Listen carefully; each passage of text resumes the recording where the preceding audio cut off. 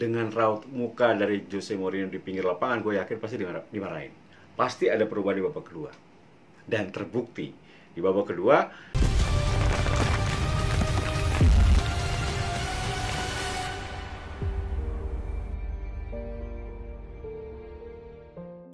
menang lagi.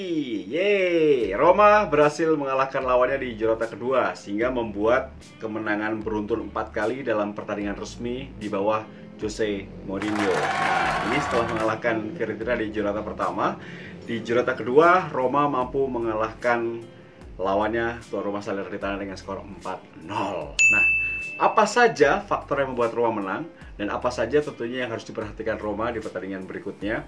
Gue akan coba mereview apa yang menjadi kemenangan Roma menghadapi Salernitana di pekan kedua. Oke, kita bahas dulu line up.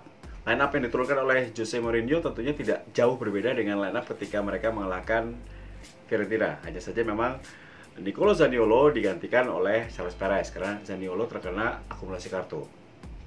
Di posisi 3 gawang tentunya Rui Patricio, 2 center back, pasangan terbaik saat ini Ibanez dengan Mancini, di kanan Rickastrop, di kiri Matheus Fina. Sedangkan 2 holding midfielder dipasang Jordan Verto dan juga Bryan Cristante. 3 pemain di depannya, Carlos Perez di kanan, Mkhitaryan di kiri, kapten kebanggaan kita bersama, kapten terbaik yaitu Lorenzo Pellegrini, dan juga di depan adalah Tammy Abraham.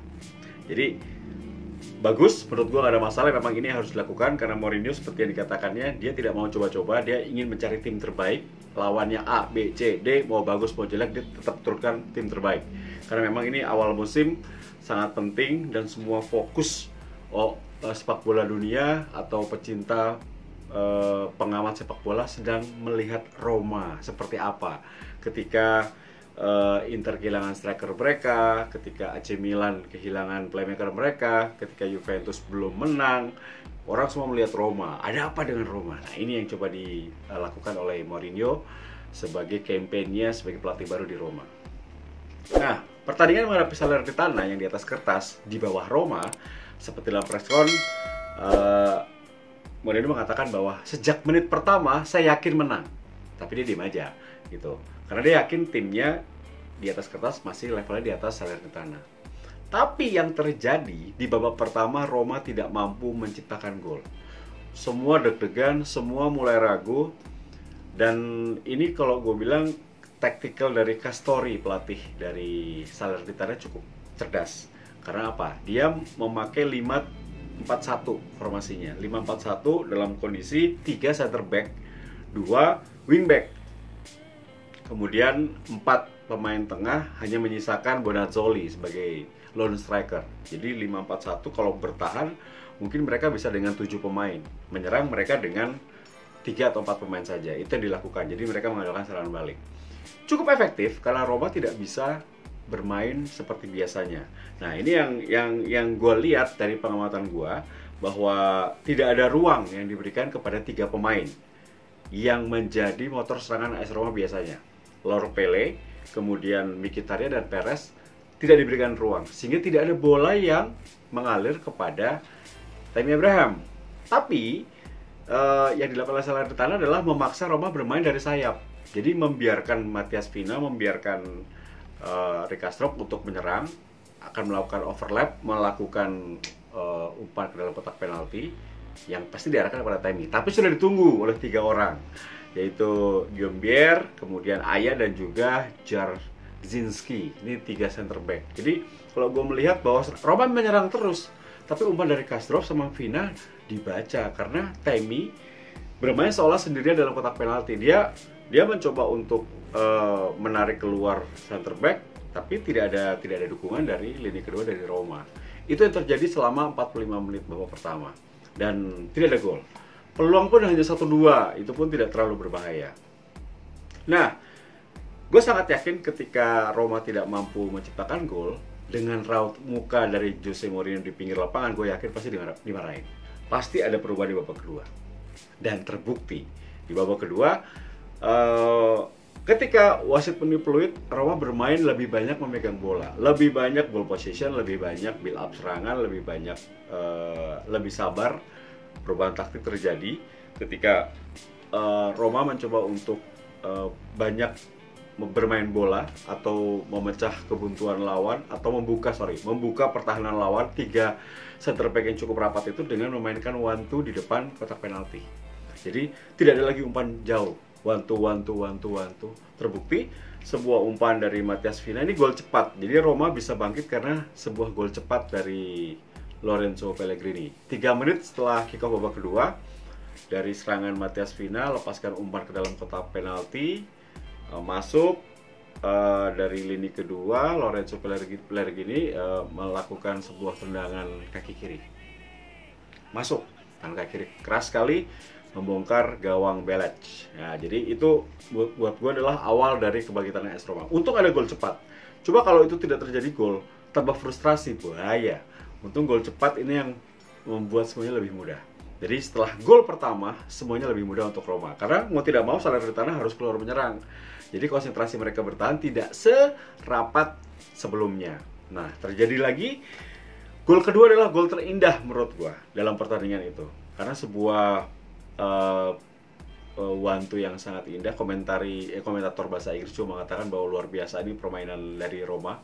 Berawal dari Perez, kemudian berikan bola kepada Tammy Abraham berikan pada Mkhitaryan sodorkan umpan terobosan yang diselesaikan dengan baik oleh Jordan Verto. Woi, golnya semakin memantapkan panggilannya ke tim nasional Prancis, guys. Akhirnya dipanggil juga. Semoga debutnya bersama dengan tim nasional Prancis tidak ada gangguan cedera ya. Semoga dia mencetakkan gol di Le Bleu. Oke, gol ketiga ini juga akhirnya Tammy Abraham menciptakan gol perdananya untuk AS Roma. Golnya juga sangat indah, berawal dari Perez lagi-lagi. Dari sisi kiri pertahanan lawan, Perez masuk, umpan, berikan kepada Tammy sekali tendang langsung masuk. Ini ketika sudah 3-0, selesai. Ini kemenangan pasti milik Roma. Dan permainan Roma semakin percaya diri ketika sudah skor 3-0. Dan gue melihat bahwa ada pergantian pemain ya, ketika sudah unggul 3-0, Tammy Abraham digantikan oleh Borja, kemudian Verto digantikan oleh Diawara, Matias Vina digantikan oleh Calafiori, El Shaarawy masuk menggantikan Mkhitaryan, Eldor masuk menggantikan Carlos Perez. Jadi ada 5 pergantian pemain yang menurut gua harus dilakukan karena tentunya rotasi sudah menang 3-0. Nambah lagi 1. Ini gol juga indah.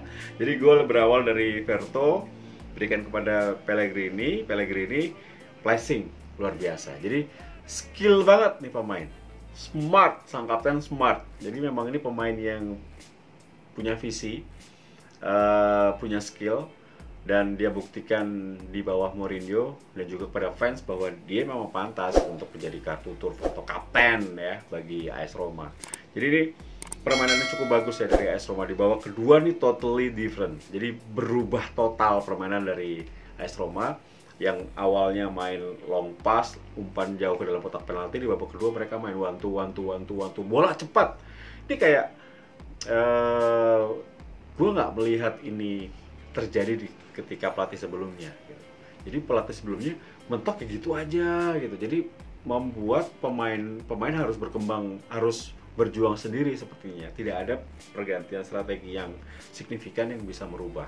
Inilah Jose Mourinho, bisa merubah Roma dalam sekejap, dan para pemain juga termotivasi. Dengan kemenangan ini maka 13 pertandingan di bawah Jose Mourinho, Roma menang 10 kali, 2 kali seri dan 1 kali kalah. Dan 4 kali kemenangan beruntun di partai resmi, 2 kali playoff Conference League, 2 kali Serie A. Jadi top, start yang cukup bagus. Dan Roma salah satu tim yang sempurna ya, dari 5 tim yang menang 2 kali dalam 2 pertandingan awal. Lazio, Inter, Roma, Milan, dan Napoli gitu.